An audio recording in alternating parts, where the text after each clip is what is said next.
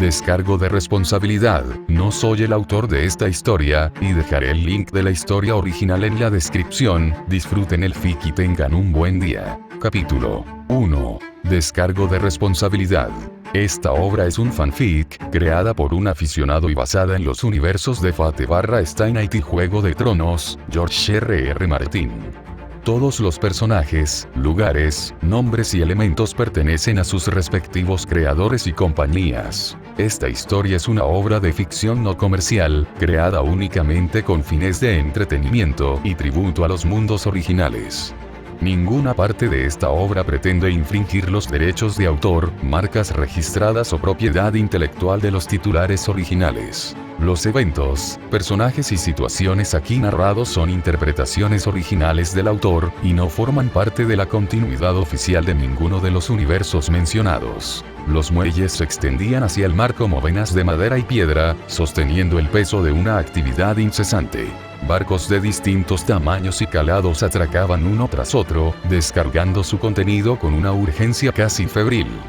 Cofres repletos de lingotes metálicos, sacos de grano sellados, especias y frutas de todo tipo, jaulas con animales jamás vistos en el norte y cargamentos cerrados con símbolos extranjeros pasaban de manos encallecidas a carretas de madera reforzada. La agitación del muelle no cesaba. El clamor humano se entrelazaba con el crujir de las maderas, el chillido áspero de las aves marinas y el rítmico azote del mar contra los pilotes. Columnas de carretas, atestadas hasta el límite de su capacidad, enfilaban lentamente hacia el interior por el camino principal, avanzando con paciencia forzada rumbo a la ciudad que se erguía tierra adentro. Más allá del puerto, las murallas eran colosales, altas, gruesas, concebidas para resistir algo más que simples incursiones.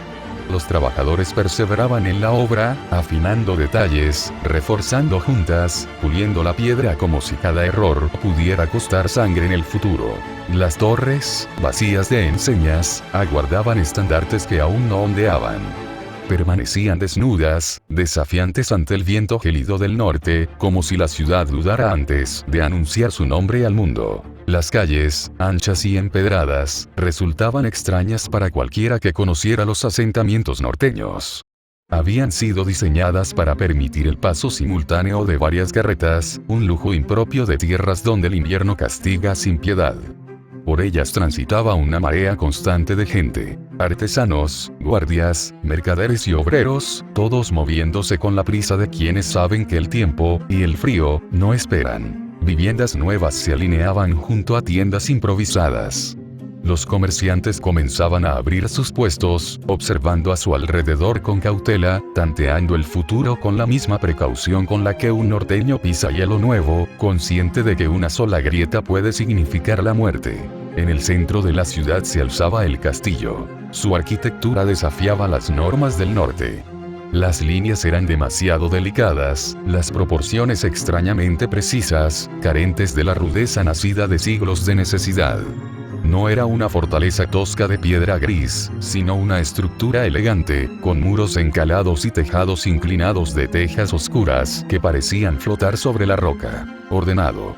Ajeno. Casi arrogante en su perfección. Y, sin embargo, lejos de restarle imponencia, aquella diferencia le otorgaba un encanto inquietante, como el de una espada forjada con técnicas desconocidas. Hermosa, letal. Dentro del castillo, en una de las salas más amplias, el aire olía a tinta fresca, cera caliente y pergamino antiguo. El eco de pasos suaves y murmullos contenidos se deslizaba entre los muros. Mesas largas ocupaban el centro de la habitación, cubiertas de planos extendidos, rollos sujetos con pesos de bronce y pergaminos marcados con anotaciones precisas, trazadas con una mano firme y experta.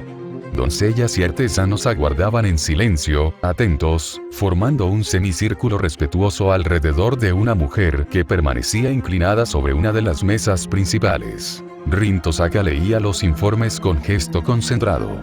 Revisaba los últimos detalles de la construcción del castillo. Sus dedos se detuvieron un instante. Algo no encajaba. Frunció apenas el ceño y llamó a uno de los capataces. El hombre se acercó con paso pesado. Era ancho de hombros, con la barba gris trenzada a la manera del norte, y llevaba en el rostro las marcas de años de trabajo al aire libre. Rin señaló una sección concreta del plano. Reemplazad la madera de esta zona, dijo con calma. Usad la que adquirimos de la casa Forrester. El capataz carraspeó, incómodo. Milady, empezó, eligiendo cada palabra con cuidado. Con el debido respeto, hacer eso nos costará tiempo. Reemplazar toda esa sección retrasará la obra. Rin alzó la mirada. No fue una mirada dura. No hubo ira en ella, ni impaciencia visible. Pero fue suficiente. El murmullo de la sala se extinguió. El capataz sintió como las palabras que aún quería pronunciar se marchitaban antes de llegar a sus labios. Agradezco vuestras precauciones, respondió ella, con voz serena. Pero no os pregunté si era conveniente. Os di una orden. El hombre abrió la boca, dudó y la cerró. Bajó la cabeza en señal de obediencia. Así se hará, milady. Se retiró sin insistir, dejando tras de sí un silencio cargado de aceptación. Rin volvió a los pergaminos, como si el asunto nunca hubiera requerido mayor atención. En la sala contigua, más austera y funcional, se encontraba Arturia Pendragon. Vestía ropas nobles adaptadas al clima norteño. Tejidos gruesos, tonos sobrios, sin adornos innecesarios. Nada en su atuendo sugería debilidad. Sus ojos verdes recorrían con atención los informes dispuestos sobre la mesa frente a ella, mientras los capitanes de los escuadrones de la guardia de la ciudad aguardaban en silencio. Todos estaban tensos. No porque la mujer al frente alzara la voz, no lo hacía, sino por la presencia que emanaba de ella.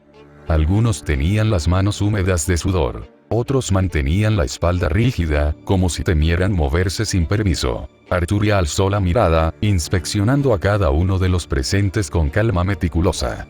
Las patrullas deben duplicarse, dijo al fin. Quiero recorridos más frecuentes por la ciudad. Revisad a cualquiera que despierte sospechas. Sin excepción. Los capitanes se enderezaron al instante. Prestad especial atención a las atalayas, continuó. Rotad a los hombres con mayor frecuencia. No quiero excusas. Hizo una breve pausa, lo justo para que sus palabras calaran. E intensificad el entrenamiento de los nuevos reclutas. No hubo preguntas. No las habría. Los hombres se inclinaron y abandonaron la sala con rapidez para transmitir las órdenes. Todos salvo uno. El responsable del entrenamiento de los reclutas permaneció en su sitio, rígido, como si el suelo se hubiera vuelto traicionero bajo sus botas. Arturia lo observó. ¿Hay algún problema, Sir Theon? El hombre tragó saliva. Lady Arturia, empezó con cautela. Los nuevos reclutas están algo inquietos. Algunos, los que han llegado del sur, están cuestionando que una mujer los dirija. No terminó la frase. No hizo falta. Arturia lo miró. Solo eso. Sir Theon sintió un escalofrío recorrerle la espalda. Si tienen tiempo para quejarse, dijo ella con calma implacable, entonces tienen tiempo para entrenar. Duplicad las sesiones de esos alborotadores. El hombre asintió con rigidez. Podéis marcharos. Sir Theon se inclinó torpemente y salió casi corriendo. En ese momento, la puerta se abrió. Rin Tosaka entró en la sala con paso tranquilo. El lugar estaba escasamente amueblado. Una mesa de trabajo, pergaminos de informes extendidos, sellos de cera aún frescos. Buen trabajo, Arturia, dijo Rin, con una leve sonrisa. Espero no estar interrumpiendo. Arturia relajó apenas los hombros y le devolvió la sonrisa. No interrumpes nada, respondió Arturia. Ya he terminado de dar instrucciones a la guardia. Durante un breve rato, ambas mujeres hablaron de asuntos cotidianos, dejando que la tensión de la jornada se disipara poco a poco. El té humeaba en pequeñas tazas de cerámica oscura, su aroma suave contrastando con el rigor de la piedra y el acero que las rodeaban. Fue un momento escaso, pero necesario. Demasiado breve. El disfrute del té se vio interrumpido por unos pasos apresurados en el corredor. El sonido bastó para que ambas mujeres alzaran la mirada al mismo tiempo hacia las puertas de la sala. Un guardia irrumpió en el interior, respirando con dificultad. Se detuvo de inmediato, como si hubiera recordado demasiado tarde dónde estaba. Realizó una reverencia torpe y cayó de rodillas ante Arturia. «Milady», dijo con la voz tensa. «Perdonad mi falta de respeto al entrar de esta manera, pero hemos recibido un mensaje urgente». Una de las patrullas que vigilan los caminos del sur ha avistado un grupo numeroso aproximándose. Arturia dejó a un lado la taza. Su expresión no cambió, pero la atención de la sala se tensó. Continúa. Portan los estandartes del lobo huargo, añadió el guardia. Creemos que se trata de Lord Stark. Rin frunció ligeramente el ceño. ¿A qué distancia se encuentran?, preguntó. El guardia se sobresaltó al notar su presencia. Mis disculpas, Lady Rin, no os había visto, dijo con rapidez. Según el mensajero, si mantienen el paso actual, estarán aquí en unas 3 o 4 horas. Rin asintió lentamente. Su mente ya se movía con rapidez, encajando piezas. No le sorprendía que Lord Stark acudiera. Lo que le inquietaba era cuando lo hacía. Hacía 2 lunas, Shirou, Arturia y ella habían enviado invitaciones a todos los señores del norte para celebrar la inauguración de la nueva ciudad y de su puerto, así como el matrimonio del señor de aquellas tierras, Shirou Emilia, con Rin Tosaka y Arturia Pendragon. La invitación era clara. La celebración tendría lugar en la 8ª luna del año 281 después de Cristo, después de la conquista. Aún faltaba casi una luna entera. ¿Por qué, entonces, Lord Stark había decidido presentarse tan temprano? A su lado, Arturia permaneció en calma. Miró al guardia aún arrodillado ante ella. Ve y dile al capitán de la guardia que prepare una comitiva de bienvenida. Quiero a los hombres bien presentables. El tono no admitía discusión. El guardia asintió con nerviosismo y salió apresurado para cumplir la orden. Arturia se volvió entonces hacia Rin. La encontró pensativa, distante por un instante, como si su mente se hubiera adelantado varios pasos al presente. No la interrumpió. Rin exhaló despacio. Dejó a un lado las preguntas sobre el motivo de la llegada anticipada de Lord Stark. Lo urgente ahora no era el por qué, sino el cómo. Debía organizar todo para la recepción del Lord del Norte. Arturia la observó con seriedad. ¿Deberíamos mandar a llamar a Shirou?, preguntó. Como señor de estas tierras, tendrá que salir en persona a recibirlos. Rin asintió. Hizo una seña a una criada que aguardaba cerca y le dio instrucciones precisas. Debía enviar un mensaje a la fragua donde se encontraba Shirou, pidiéndole que acudiera de inmediato al castillo. No había margen para demoras. Cuando la criada se marchó, Rin se apoyó levemente en la mesa. El cansancio comenzaba a pesarle más de lo que estaba dispuesta a admitir. Demasiadas decisiones. Demasiadas responsabilidades. Saber que el destino de tantas personas reposaba, al menos en parte, sobre sus hombros la desgastaba día tras día. Y aún así, no podía permitirse flaquear. Pronto, se dijo. Una vez que la ciudad fuera inaugurada, una vez que todo estuviera en marcha, su carga se aliviaría. Entonces podría dejar atrás el constante cálculo, la vigilancia interminable y dedicar su tiempo a aquello que realmente deseaba. En otra sección de la ciudad, lejos de las calles principales, columnas de humo negro se alzaban hacia el cielo gris, espesando el aire, como estandartes sin blasón que desafiaban al viento frío. El aire olía a carbón, a hierro quemado, a trabajo sin descanso. Las fraguas ardían día y noche, incrustadas en la piedra como corazones arrancados y obligados a seguir latiendo. Dentro, entre el fuego y el yunque, trabajaban varios hombres. Sus rostros estaban ennegrecidos por el hollín, sus manos endurecidas por años de oficio. Ninguno hablaba más de lo necesario. En el norte, incluso el ruido se mide. Uno de ellos destacaba sin esfuerzo. Cabello pelirrojo, empapado de sudor pese al frío que se filtraba por las paredes de piedra. Sus brazos se movían con una regularidad casi ritual, como si el cansancio no tuviera dominio sobre él. El martillo descendió. El golpe resonó en la fragua con un estruendo seco, contenido, y el hierro al rojo vivo respondió con un chillido agudo, casi vivo. Chispas saltaron en todas direcciones y murieron al tocar el aire helado, extinguidas como estrellas fugaces. Shirou Emilia ajustó el agarre sin detenerse. Golpe tras golpe, el metal cedía, obediente, abandonando su forma informe para acercarse, lentamente, a algo más definido. Algo destinado a ser más que una simple herramienta. El sudor le corría por la sien. Sus brazos ardían por el esfuerzo, los músculos tensos hasta el límite.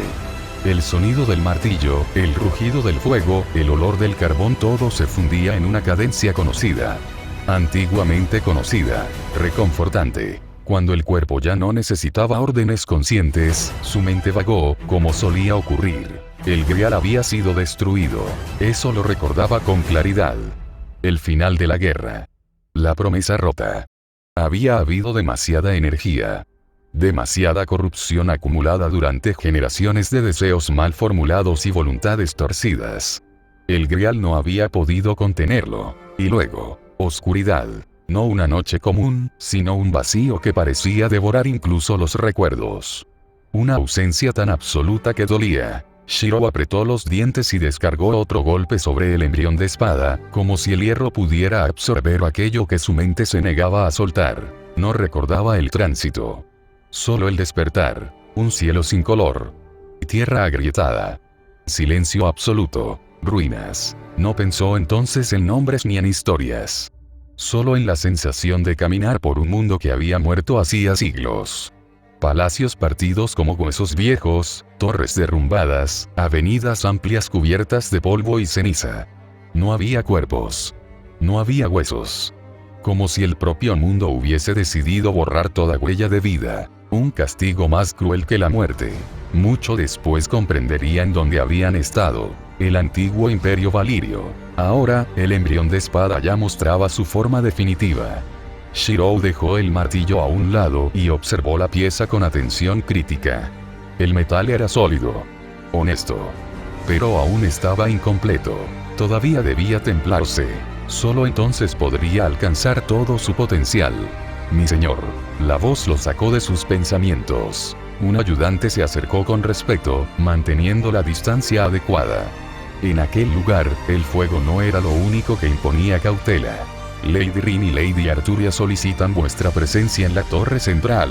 Shiro asintió, limpiándose las manos con un paño áspero, impregnado de sudor y hollín. Voy enseguida. Al salir de la fragua, el frío lo golpeó con violencia, robándole el aliento por un instante. El vapor se alzó de su cuerpo como si aún llevara el fuego consigo. Caminó por las calles en dirección al castillo. A su espalda lo seguía su escudero, silencioso como una sombra, los ojos siempre en movimiento, revisando tejados, esquinas y ventanas. En el norte, incluso en tiempos de paz, nadie caminaba sin vigilar. Las miradas lo seguían. Algunos inclinaban la cabeza. Otros observaban con cautela. Aquel hombre forjaba armas con sus propias manos y levantaba castillos donde antes solo había ruinas. Eso bastaba para despertar respeto y temor. Al llegar al castillo, Shiro se dirigió sin demora a los baños. El agua estaba caliente, un lujo poco común en aquellas tierras. Se despojó de la ropa y dejó que el vapor arrancara de su piel el hollín, el sudor y el cansancio acumulado. El negro del carbón desapareció poco a poco, pero no así el peso de los recuerdos. No se permitió descansar. Una vez aseado, se vistió con ropas limpias y sencillas, sin adornos innecesarios, y tomó rumbo a la sala de Arturia. Si lo habían llamado, era porque algo importante se avecinaba. Y en Poniente, lo importante rara vez traía buenas noticias. En la sala de mando, Rin y Arturia se encontraban revisando los últimos detalles de la comitiva de recepción. Pergaminos extendidos sobre la mesa, marcas hechas con carbón, órdenes dichas en voz baja pero firme. Los estandartes deben verse desde lejos, decía Arturia. Que no haya duda de quién gobierna estas tierras. Y que todo esté listo antes del amanecer, añadió Rin. Si son Stark, no tolerarán improvisaciones. En ese momento, la puerta se abrió. Shiro entró con paso tranquilo. Vestía ropa sencilla, casi austera, como si el frío del norte apenas le afectara. Al verlas, les dedicó aquella sonrisa despreocupada que siempre lograba desarmarlas. Maldito seas, Shiro, pensó Rin, sintiendo un calor impropio del clima. Esa sonrisa siempre encontraba la forma de aliviarle el peso de los hombros. Arturia no estaba en mejor estado, aunque lo ocultó con mayor dignidad. Su postura permaneció recta, imperturbable, pero su mirada se suavizó apenas un instante. Ajeno al efecto que causaba, Shiro avanzó unos pasos dentro de la estancia. Rin hizo un gesto seco con la mano. Dejadnos. Los asistentes y guardias obedecieron sin cuestionar. Uno a uno abandonaron la sala hasta que solo quedaron Rin, Arturia y Shiro. El silencio que siguió fue denso, cargado de cosas no dichas. Entonces Shirou dio un paso adelante y, sin pronunciar palabra, las abrazó a ambas. Ninguna lo esperaba. Rin se tensó primero, el rostro encendido, antes de corresponderle con torpeza. Arturia permaneció rígida un instante más, sorprendida, pero finalmente apoyó una mano firme en la espalda de Shirou. El abrazo fue breve. Shirou se apartó antes de que pudiera convertirse en algo más, antes de que el mundo exterior dejara de existir. Rin se separó de inmediato, con las mejillas sonrojadas. Se aclaró la garganta, buscando recuperar un tono serio. Hemos recibido un mensaje urgente de un explorador, dijo. Afirma haber visto un grupo con los estandartes del lobo huargo, avanzando hacia aquí. Shirou parpadeó, sorprendido por la noticia. Luego asintió. Comprendía demasiado bien lo delicado del asunto. Ahora veo por qué me llamaron, respondió con calma. No sabemos por qué han venido tan temprano, continuó Rin, pero especular no sirve de nada. He ordenado preparar una recepción adecuada. Tendrás que salir a las afueras de la ciudad para recibirlos como corresponde. Arturia lo observó con atención, evaluándolo no como a un aliado, sino como a un gobernante. Ponte la armadura que forjaste para la guerra, añadió Rin. Recuerda que no solo te representas a ti mismo. Ahora nos representas a todos. Hizo una pausa. Debes proyectar fuerza. En Poniente, la fuerza era el único lenguaje que todos entendían. Shiro escuchó sin interrumpir. Asintió una sola vez. Entendido. Se acercó a ambas. El gesto fue natural, pero no por ello ligero. Tomó el rostro de Rin entre las manos y rozó sus labios en un beso breve, cargado de promesas que no podían pronunciarse. Luego hizo lo mismo con Arturia, con la misma calma, el mismo respeto silencioso. Después las abrazó a ambas. No fue un gesto desesperado ni impulsivo, sino uno contenido, como quien se aferra a un ancla antes de adentrarse en aguas traicioneras. No habría llegado hasta aquí sin vosotras, dijo en voz baja. No añadió nada más. No hacía falta. Se mantuvieron así solo un instante. El suficiente. Luego Shirou se apartó, se giró y salió de la habitación con paso firme, rumbo a sus aposentos. El deber lo esperaba, y el deber rara vez aceptaba demoras. La puerta se cerró tras él con un sonido seco. Rin soltó entonces el aire que no sabía que estaba conteniendo. Se pasó una mano por el rostro y luego miró su ropa, manchada de tinta y polvo de pergamino, señales de horas de trabajo ininterrumpido. Supongo que nosotras también deberíamos arreglarnos, dijo, con una mueca cansada. No sería prudente recibir a los Stark así. Arturia asintió, recogiendo uno de los pergaminos antes de dejarlo a un lado. No solo estamos recibiendo a un señor del norte, respondió con voz firme. Estamos mostrando qué tipo de casa somos. Al cabo de un tiempo, las puertas del castillo se abrieron. Shiro emergió al exterior vestido con su armadura de combate. La pechera era negra, sobria, forjada sin adornos innecesarios. Las botas altas y la armadura ligera que protegía la parte inferior del cuerpo estaban diseñadas para resistir largas marchas y combates reales, no para desfilar ante cortesanos. Cada pieza cumplía una función clara. Nada estaba ahí por vanidad. En la cintura llevaba 2 espadas envainadas. Kanzo y Bakuya. No brillaban. No lo necesitaban. Toda la armadura compartía ese mismo tono oscuro y discreto, pensada más para sobrevivir que para impresionar. Sobre los hombros descansaba un abrigo grueso de color rojizo, pesado, elegido para enfrentarse al viento helado del norte más que para llamar la atención. Aún así, el color no pasaba desapercibido. Con aquel aspecto, Shirou parecía menos un noble y más un señor de la guerra. No alguien que gobernara desde un trono, sino alguien capaz de caminar al frente de un ejército o de destruirlo si era necesario. A unos pasos detrás de él avanzaba una joven con armadura completa, también negra. Su andar era preciso, medido, sin un gesto fuera de lugar. Mantenía la distancia exacta, ni demasiado cerca ni demasiado lejos. Su nombre era Astrid. Años atrás, Shirou la había rescatado en Pentos, arrancándola de manos de traficantes de personas. Le había ofrecido libertad y oro suficiente para comenzar una nueva vida en cualquier lugar seguro del mundo. Ella había rechazado ambas cosas. Solo había pedido una: servir bajo sus órdenes. Desde aquel día no se había separado de él. Ahora, con apenas 15 años, Astrid era su escudero. Tenía una determinación férrea y un objetivo claro: algún día convertirse en caballero, como el hombre que la había salvado. Shirou no sabía si el norte permitiría algo así, pero tampoco se había propuesto destruir ese sueño. Mientras avanzaban por las calles, el movimiento se detenía a su paso. Las conversaciones se apagaban. Las miradas se alzaban con cautela. Algunos inclinaban la cabeza con respeto sincero. Otros lo hacían por obligación, con gestos rígidos y la vista clavada en el suelo. No le gustaba. Nunca le había gustado que se inclinaran ante él. Pero Rin y Arturia habían sido claras. En un mundo gobernado por casas nobles, el respeto hacia el señor no era un capricho, sino una necesidad. Un gobernante que no imponía presencia invitaba al desafío. Y el desafío, en el norte, solía pagarse con sangre. Shirou siguió caminando sin alterar el paso, sin acelerar ni mostrarse complacido.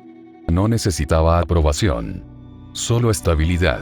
El viento del norte azotaba su abrigo, colándose por las costuras de la armadura como un recordatorio constante de dónde se encontraba. Cada paso lo alejaba del castillo y lo acercaba a algo inevitable. Al llegar a las afueras de la ciudad, las vio. Rin y Arturia aguardaban junto al camino principal, donde la tierra endurecida por el frío se abría hacia las rutas que conectaban el norte con el resto de Poniente. Las acompañaban varias doncellas cuidadosamente vestidas, envueltas en capas gruesas, y un pequeño destacamento de guardias armados con lanzas y escudos. Nadie hablaba. Nadie reía. Incluso los caballos parecían inquietos, resoplando con nerviosismo. Shirou se detuvo un instante sin darse cuenta. No fue el protocolo. No fue el estandarte. Fue Arturia. Vestía exactamente como cuando era invocada como saber. El vestido azul profundo se ajustaba a su figura con sobriedad, diseñado para permitir el movimiento sin sacrificar dignidad. Sobre él descansaba una armadura plateada que protegía el torso, los hombros y las caderas. Estaba forjada con un estilo antiguo, de líneas limpias y firmes, sin adornos superfluos ni símbolos innecesarios. Cada pieza parecía pensada para la guerra, no para la ostentación. Los guanteletes metálicos cubrían sus brazos hasta los codos, pulidos hasta reflejar la luz mortecina del cielo gris. Una capa blanca caía desde sus hombros, ondeando con el viento del norte como un estandarte silencioso, casi solemne. No llevaba corona. No la necesitaba. Había en ella algo que trascendía la ropa, el rango o incluso el contexto.